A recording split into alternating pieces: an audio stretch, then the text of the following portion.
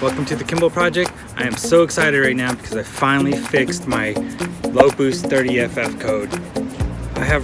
I've been chasing this code for I don't know how long now, but finally, after fixing my turbo wastegates and replacing all the vacuum lines, replacing the charge pipe, replacing the diverter valves. I got forged diverter valves on here now.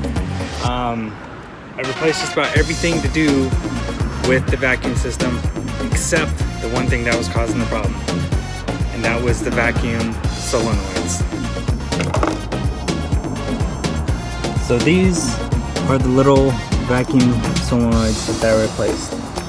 That's the rear one, and the front one is right there.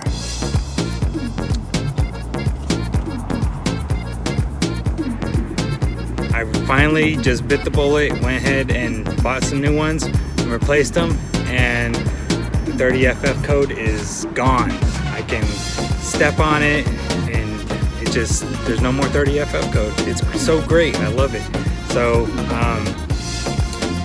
I know other people have been struggling with this, and it could be a number of things. It could be the vacuum lines on some cars, it could be the vacuum line running to the tailpipe. I replaced all that and nothing worked for me. So finally, I fixed it.